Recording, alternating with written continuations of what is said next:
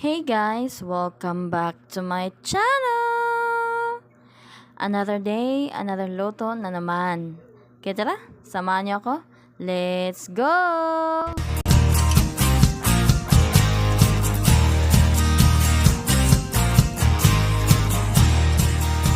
Before we start, I would like to thank all of my subscribers, viewers, silent viewers. Thank you so much for always supporting my channel. Your support, guys, are very much appreciated. For the list of ingredients and measurements, please check the description below. Kung ang hanap mo ay masarap na may luluto na pwede rin pang negosyo, ito ay perfect para sa iyo. Dahil ang lulutuin natin for today ay special bibingka. Dahil may order tayo ay nagluto tayo ng marami.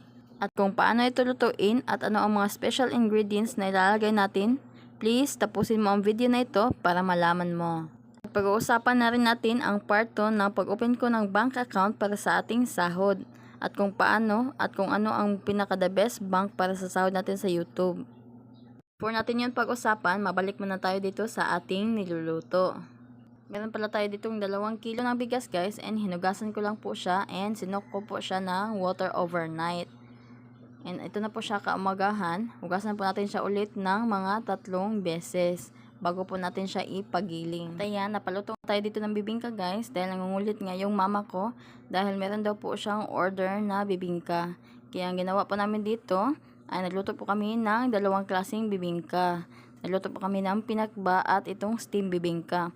Pero ang ipapakita ko lang po sa inyo ay yung steam guys dahil meron na po tayong video ng pinagbang bibingka. Kung hindi nyo po pa nakita, pakicheck na lang po sa ating video sa ibaba. At ayan, matapos ko pong hugas na ito ng mga 3 beses ay ilagay na po natin ito sa ating paglalagyan dahil papunta na po tayo ng palengke para po ipagiling itong ating bigas. At dahil po 2 kilo po itong ating ipapagiling ay lalagyan din po natin ito ng mga nasa 800 ml po na tubig. At ayan na nga guys, natapos na po akong mapagiling. Hindi ko lang po yung nabidyohan dahil po napakarami pong tao sa merkado dahil po ay Biyernes Santo. Ang dami pong namili kaya hindi na po ako nag-video. Muli na rin po pala ako dito ng 2 kilo ng coconut and pinapiga ko na po guys. Nagbayad na lang po ako ng 15 pesos para po magpapiga ng ating coconut. At ito na po yung ating coconut guys, yung ating coconut milk. Hinati ko lang po ito sa 2, balitig 1 ml po ito. And itong 1 ml po ay ginawa po natin kakang gata. Ayan, luto na po ito. Pag ganyan na po yung texture niya, okay na po yan. Hanguin na po natin ito. Ayan, may-mix na po tayo ng ating mga ingredients. Ayan, ito na po yung pinagiling ko po kanina na 2 kilo po ng bigas. Isalin na po natin dito sa ating palanggana. Ayan na nga, napakapino po nitong ating pinagiling po na bigas guys. Kita nyo naman. Ayan, paghaluin na po natin itong ating mga ingredients.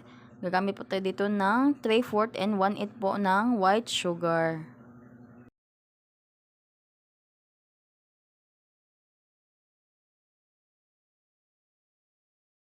Maglalagay din po pala tayo dito ng 4 tablespoon ng yeast para po pang patubo nitong ating bibingka.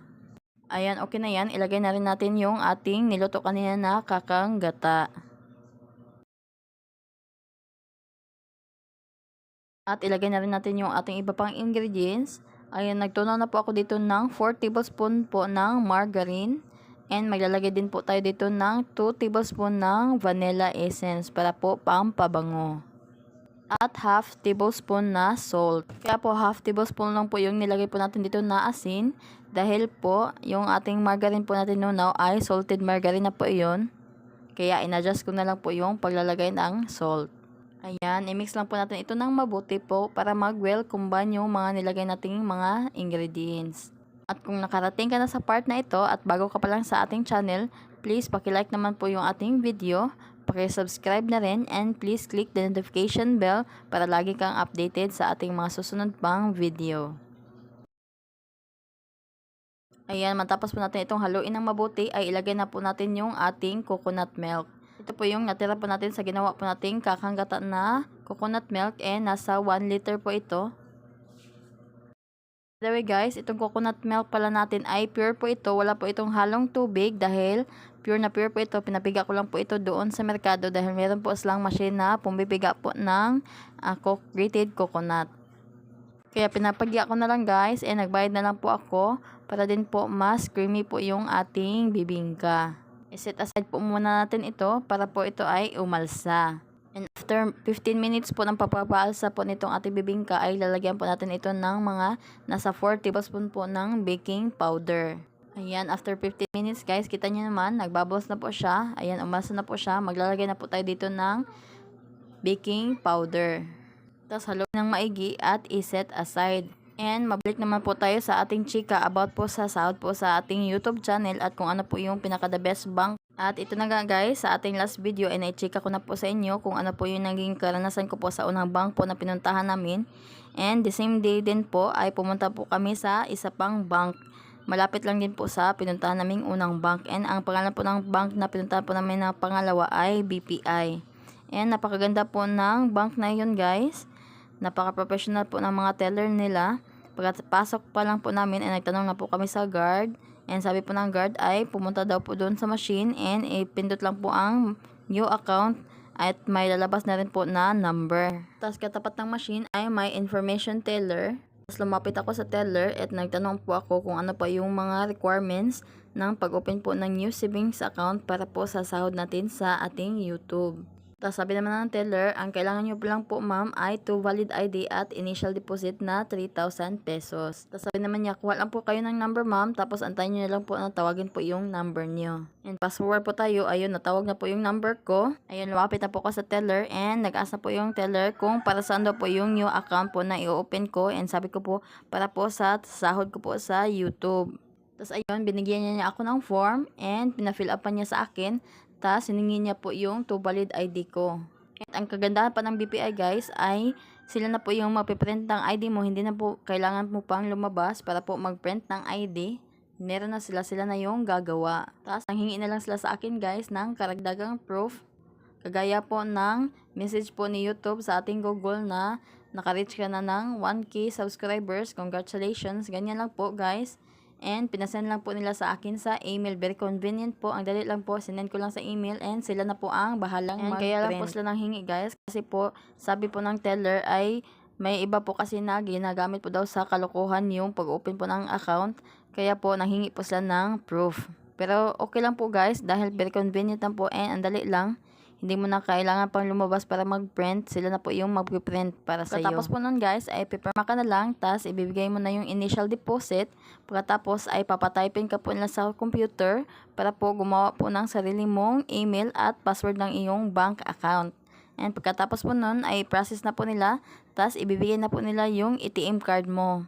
Tapos sasabihan ka nila na pumunta doon sa machine and palitan mo yung password ng iyong ATM card. Ganun lang po kadali guys, grabe, sobrang dali po and very convenient and napaka bait po ng mga teller po sa BPI. Hindi po kagaya nung unang bank po na pinuntahan po natin na hingin ka pa ng mga 5 to 6 po na requirements and ikaw pa yung magpa-print. Kaya ito pong BPI guys, sobrang ganda po. Para po sa akin, iwan ko po sa lugar nyo, pero try nyo po guys. And mabalik naman po tayo dito sa ating niluluto guys, grabe sobrang chika na po natin. Ayan, mag-steam na po ako dito ng bibingka.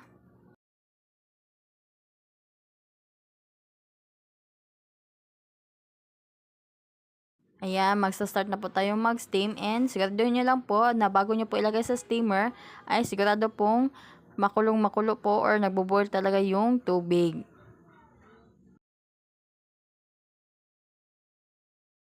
And ayan, after 10 minutes po ng pag-steam po natin, ayan, luto na po yung ating bibingka. Ayan, tignan naman guys, napakasarap po niyan.